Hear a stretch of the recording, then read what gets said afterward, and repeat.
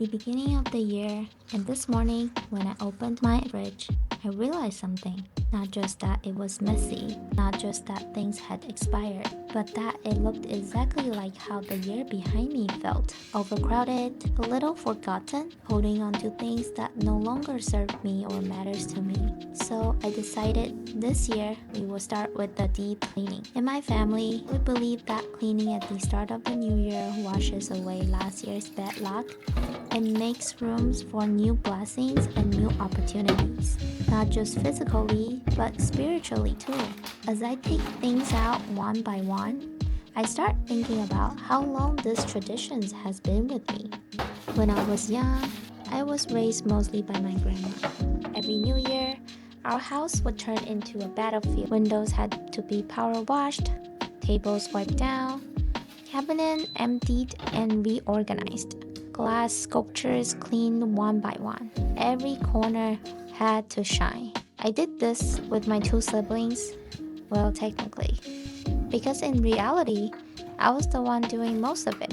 And my family was the kind that prefers boys over girls. They believe girls should naturally do more housework. I hated that concept.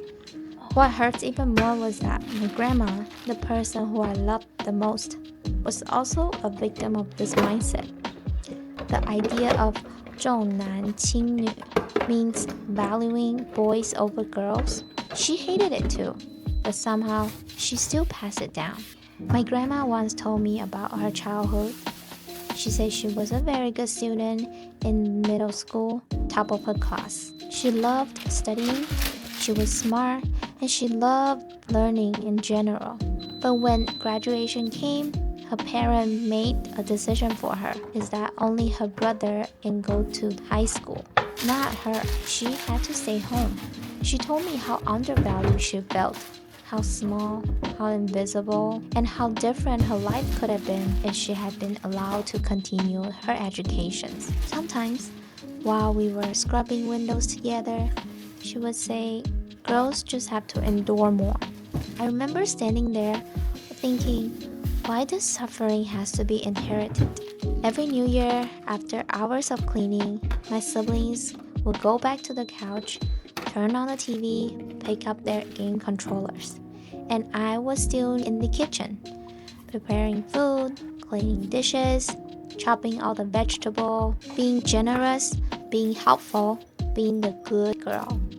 I promised myself back then, if I ever have children, this stops with me.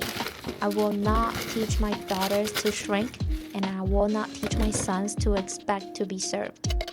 For a long time, I hated New Year's cleaning. It represented unfairness, exhaustion, and silence. But now, years later, I realized something changed inside of me. Somewhere between wiping floors and organizing shelves, I learned how to care for a space, how to reset, how to breathe again in a clean room. And now I live with my partner who was taught to clean up after himself. Everything has been quiet. There's no shouting, no expectations. And when I clean, I no longer feel like I'm being punished. It feels like a ritual, a private one, a conversation between me and my environment. When my mind is messy, when my thoughts pile up like an open container in the fridge, I clean. I throw things away, I reorganize. I wipe slowly, and somehow the space clears, then my thoughts soften. It's strange. I used to clean because I was told to, but now I clean because I want to. And that makes all the difference. So today, I clean my fridge, not because tradition tells me to, but because I want to start this year lighter, with fewer things that no longer serve me, with more space for peace, for growth, for opportunity, and for myself. Maybe this is what breaking a cycle looks like. No loud, no dramatic, just choosing differently, one shop at a time. Thank you so much for watching, and I'll see you next time.